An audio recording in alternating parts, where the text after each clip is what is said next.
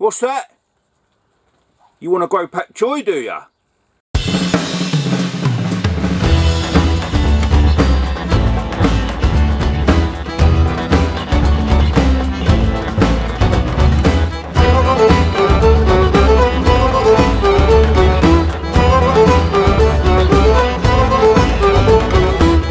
Right. Now, if there's one thing that I've become a true lover of, and that is Oriental cuisine. I went to Borneo and I went to Malaysia, and I absolutely love the food. And what's really struck me about the East is they actually have their own differing vegetables from us. They've got their own. It's like a whole new world when it comes to vegetable growing.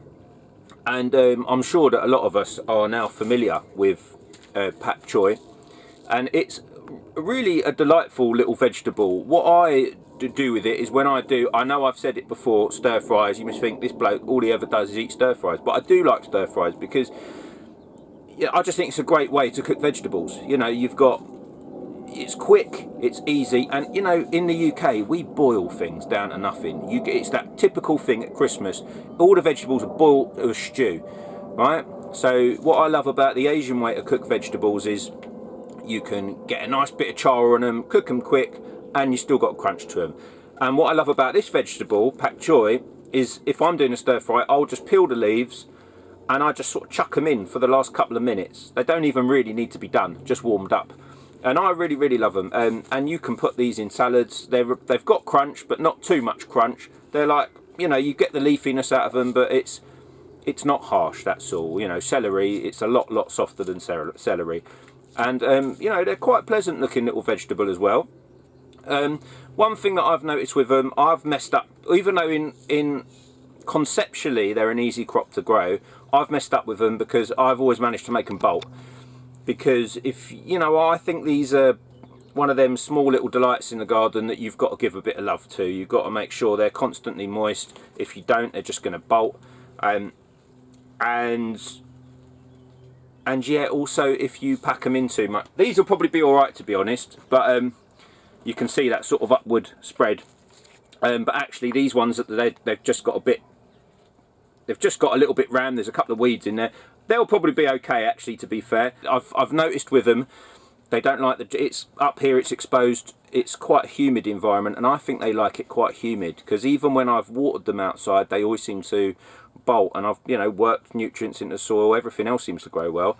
So I'm going to just try this quick crop here, and I'm going to be sowing some today as well, so I'll be planting some here. I mean, most of what I do, you've got to experiment as you go.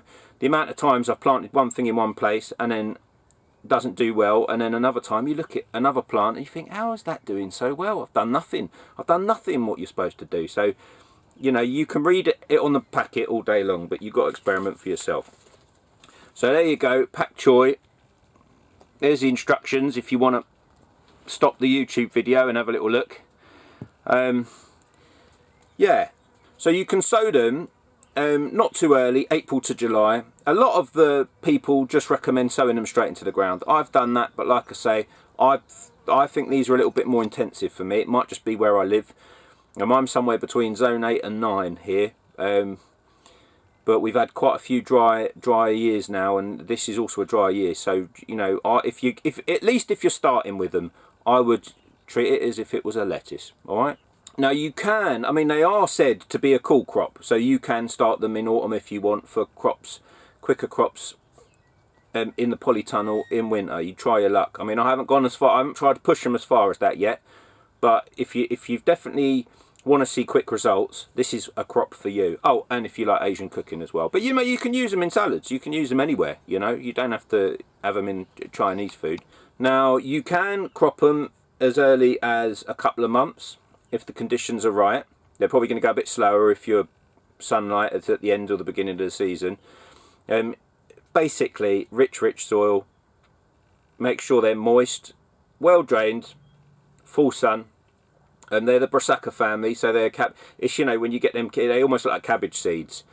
So even though they look much different from cabbage, they are a definite Brassaca type vegetable. So give them all of the rich things you would want to give any Brassaca. You know, if you want to have them in succession throughout the year, and I used to have an allotment in London, and there was a lady there, I don't know where exactly she was from, obviously from the East, and she had a very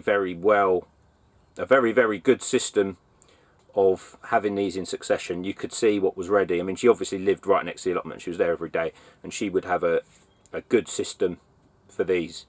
And she was having, you could actually see the stages of growth, and she obviously at them, she's a fit old girl as well, who wouldn't want to have a fight with her. You've got your slugs, your snails, usual suspects, but they do say that if you grow it around garlic, it can help protect the plants. I tried it once, but to be honest, that crop wasn't amazing anyway. So, but I didn't get any pests, so who knows? Maybe garlic is the one.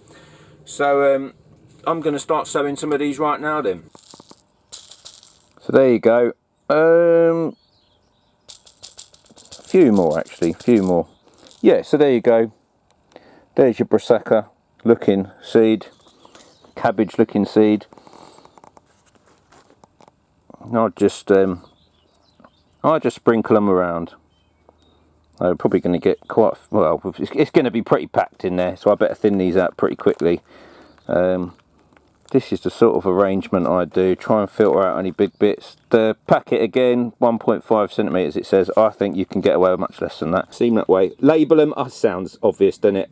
I was terrible for this. I know. I'll look at them and I'll know what they are. No. Label them.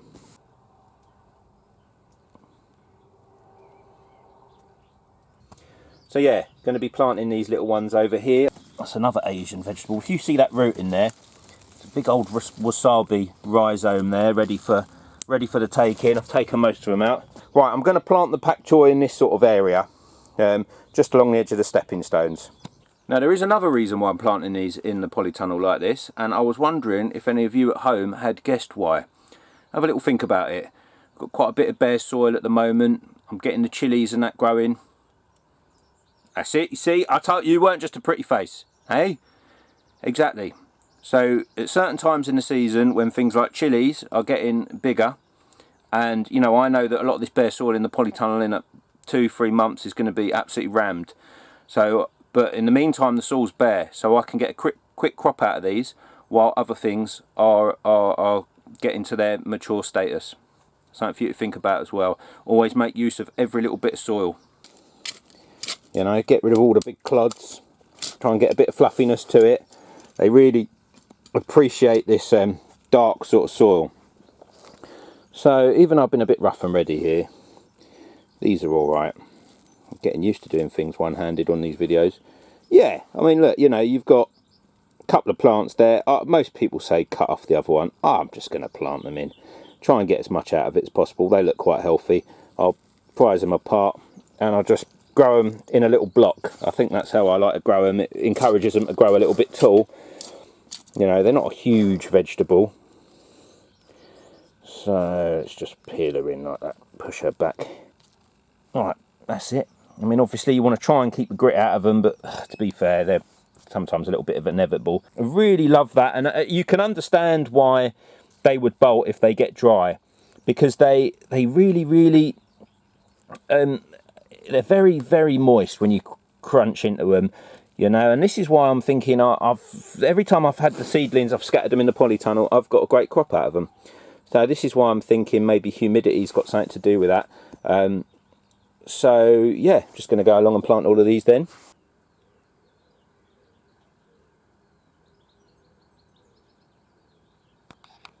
Okay, so this is 3 weeks after I initially planted them, and it just goes to show, you know, these are almost ready to crop. I wouldn't give them more than another week and I take them now. So as you can see, 8 weeks is possible. A little bit of warmth, and they'll do very well indeed. These are the seedlings. They're starting to get nibbled on. I should really get these in the ground now as well. So yeah, Pak Choi, you know, really quite a good crop to grow.